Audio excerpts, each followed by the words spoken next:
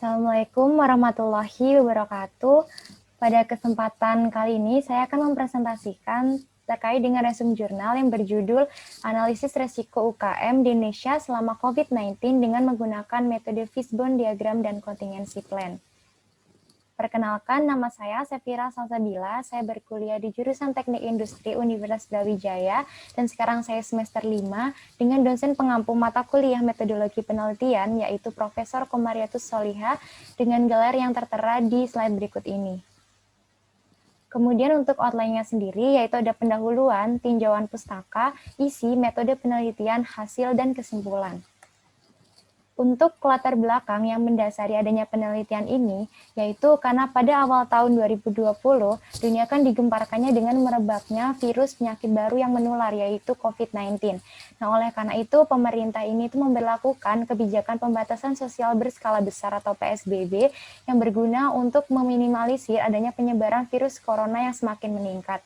Akan tetapi, dengan diberlakukannya PSBB ini menyebabkannya perekonomian di Indonesia yaitu kian menurun, khususnya yaitu pada usaha kecil dan menengah atau UKM. Oleh karena itu, diperlukannya adanya identifikasi risiko, analisis risiko, dan pengukuran risiko yang dihadapi oleh UKM di Indonesia saat kondisi pandemi COVID-19 dengan menggunakan metode Fishbone Diagram dan juga Contingency Plan. Selanjutnya, di sini ada tinjauan pustaka. Yang pertama ada manajemen resiko, yaitu merupakan sebuah usaha untuk mengetahui, menganalisis, serta mengendalikan resiko untuk memperoleh efektivitas dan efisiensi yang tinggi. Kemudian manajemen resiko ini dibuat untuk menurunkan level resiko tinggi ke level resiko yang dapat diterima, sehingga dapat mencapai tujuan yang optimal. Untuk penyebabkan resiko ini sendiri, yaitu yang pertama ada resiko internal, resiko eksternal, resiko keuangan, dan resiko operasional. Selanjutnya untuk proses manajemen resiko ini sendiri itu ada 3 proses, yaitu identifikasi resiko untuk mengenali jenis-jenis resiko yang dihadapi oleh UKM. Kemudian yang kedua ada analisis resiko kualitatif, di mana melakukan proses menilai dengan menggunakan skala pengukuran Australian Standard dan New Zealand Standard, di mana di tabel sebelah kiri dapat dilihat untuk likelihood of consequence itu merupakan skala pengukuran analisa kejadian. Di situ ada almost certain, likely, moderate, unlikely, dan rare.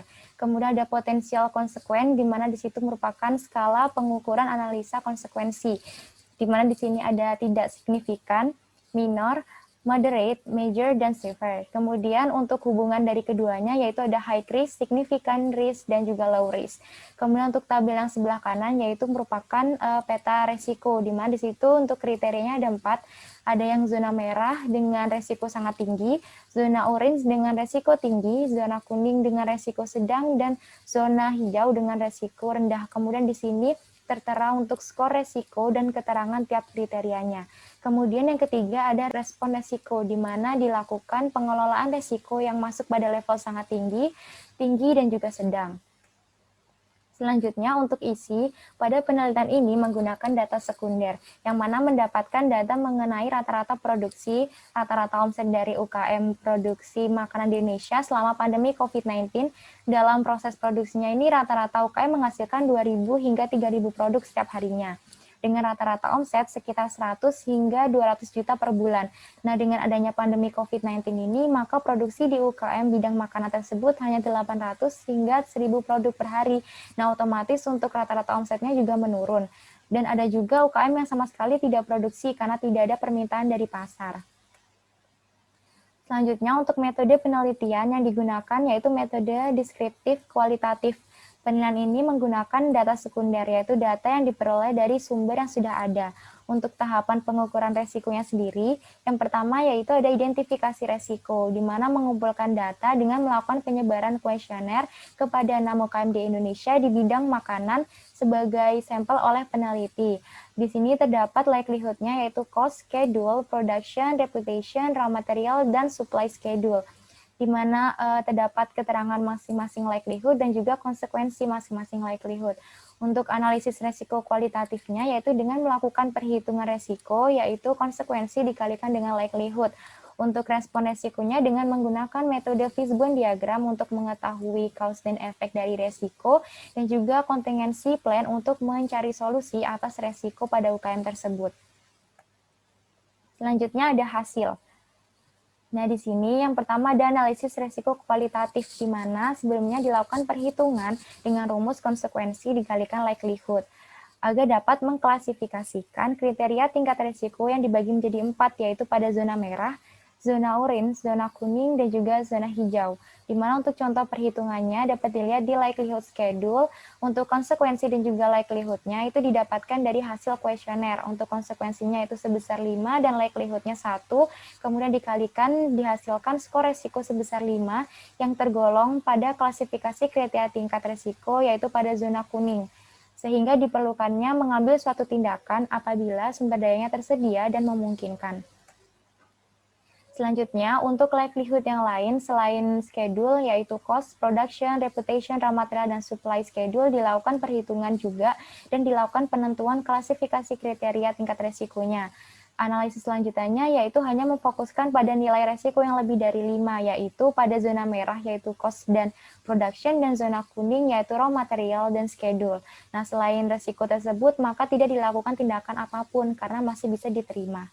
Untuk respon resikonya, seperti yang sudah dijelaskan tadi, yaitu dengan menggunakan fishbone diagram, di mana mengidentifikasikan cause-nya berdasarkan material, money, man, method, dan juga mesin.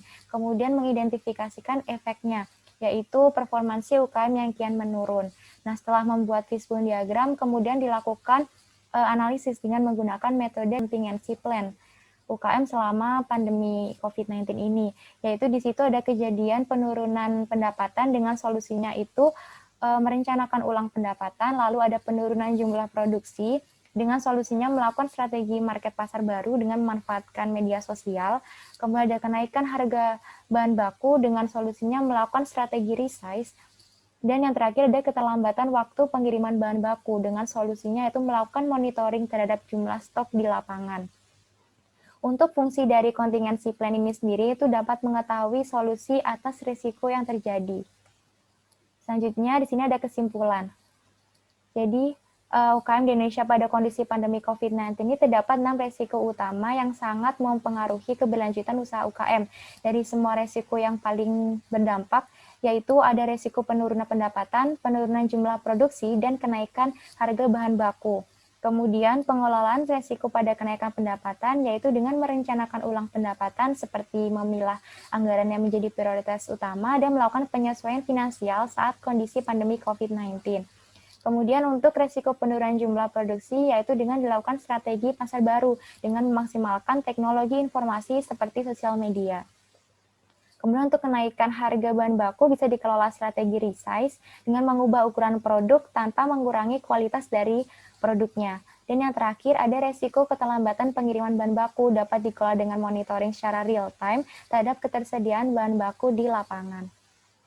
Mungkin sekian presentasi dari saya. Apabila ada kurang dan juga salah kata, saya mohon maaf. Terima kasih atas perhatiannya. Wassalamualaikum warahmatullahi wabarakatuh.